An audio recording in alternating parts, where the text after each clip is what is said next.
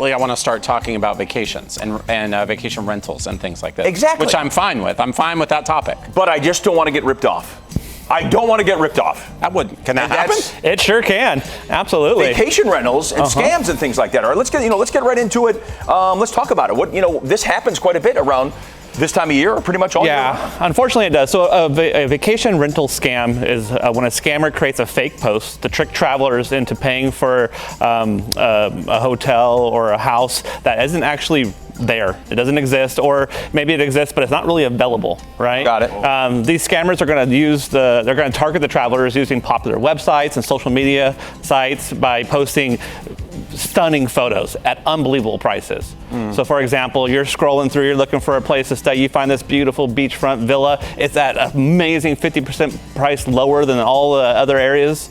That's a red flag. That's a too good to be true scenario, right? If you pay them, they're going to take that money, they're going to disappear on you, and now you're stranded without any accommodations while you're there. Yeah. Oh my gosh, that's terrible. Horrible. Are there ways that we can maybe spot some of this stuff as it's coming down the pike? Absolutely. The biggest indicator is going to be the price. If you're looking at that marketplace and you're finding that this deal is like 30 to 50% below the average, definitely pause. You want to look deeper into that one.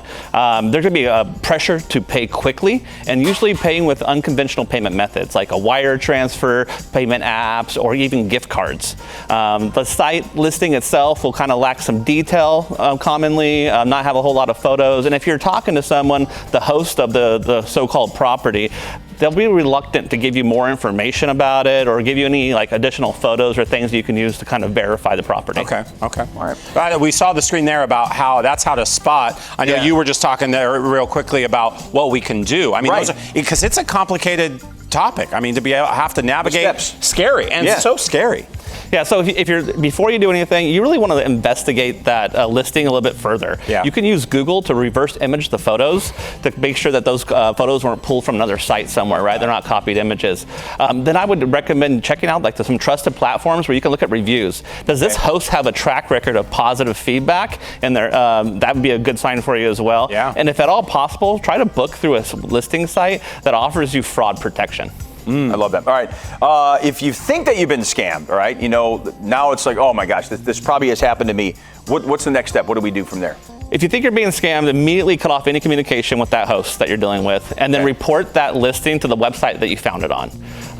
You're going to want to really contact the Federal Trade Commission and your local consumer protection agencies to make that claim. The quicker you act, the more likely you are to kind of hopefully get some money back, but more importantly, stop somebody else from getting scammed. Jeez, what a terrible, brutal thing. Makes me sad for those people that saved up a bunch of money and are ready to go on a trip, and then something like this happens. It's so scary. Any other tips that you can leave for us that we need to be thinking about as it relates to this? The scammers really prey on urgency and excitement, right? So don't let yourself fall in that trap. Take your time, research the booking before you do anything.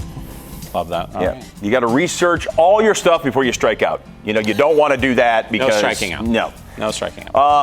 Awesome information as always. Hey, any last bit of info you want to leave with us? Check out our website, SchoolsFirst.org. We got a financial wellness page there. It'll give you more tips on all kinds of information. Love it. Awesome. Jonathan, always appreciate you, man. Schools First. Always good. They keep us on our toes with that stuff, man. I'll tell you. They most certainly do. Keeping us on our toes, Scott.